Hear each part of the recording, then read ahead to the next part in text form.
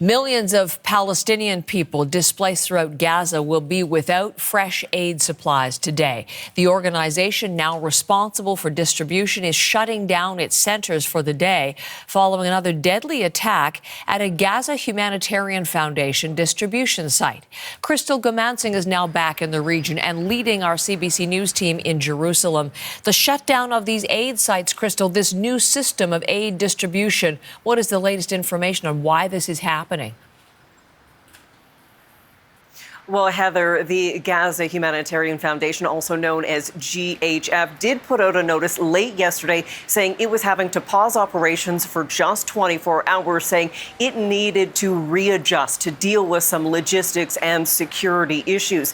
In the statement, a spokesperson said they weren't prepared to see the 15,000 people per hour seeking aid and humanitarian supplies. They are also asking Israeli forces to provide more information around safe passage for people, where they can go. People are having to cross through militarized zones, and there is only sort of designated paths. And if they deviate from that path, we have seen violence. There have been shootings. GHF being very clear, saying there have been no issues at their sites in particular, but there have been shootings that have gone on Sunday, Monday, and again on Tuesday. So the organization is hoping to be able to secure the site, saying that safety and dignity is its top priority. However, being in touch with people in Gaza through a video journalist that CBC has been working with, we've been able to hear directly from people in Gaza City saying they didn't know that the site was closed. One man said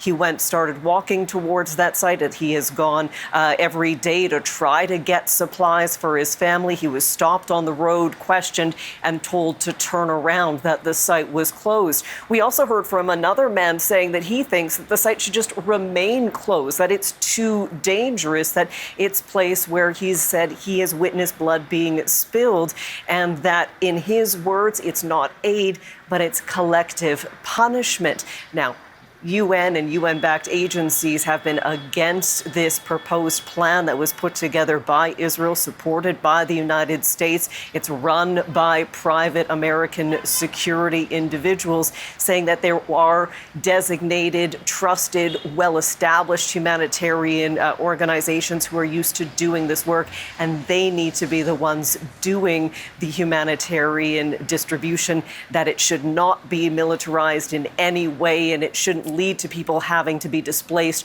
or go to different areas. Accessing food, Heather, has been a continuous issue, not just food, but medicine and water. Again, accessing clean water is once again a major challenge. البنية التحتية كلها مهدمة، لا في مياه، لا في حاجة، بنعاني من نقص مياه، كل يوم بنعاني من نقص، لأنه فيش مياه، يعني الخطوط كلها مكسرة، خطوط البلدية عندنا مكسرة، يعني لما تيجي مية بنقعد نعاني طول النهار لما تيجي مية. So supplies should be up and running for people if they're able to get to those limited distribution centers being organized by GHF as of tomorrow, but we're waiting for confirmation, Heather. We'll also be watching later today, Crystal, the UN Security Council voting on a ceasefire resolution. Is this expected to have any impact?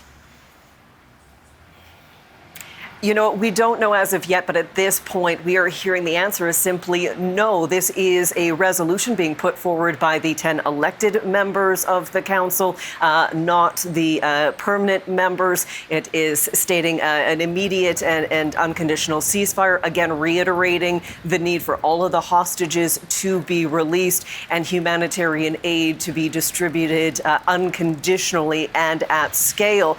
It is thought that the U.S. will reject this resolution and use its veto. If that happens, it won't pass and we won't see any changes on the ground, Heather.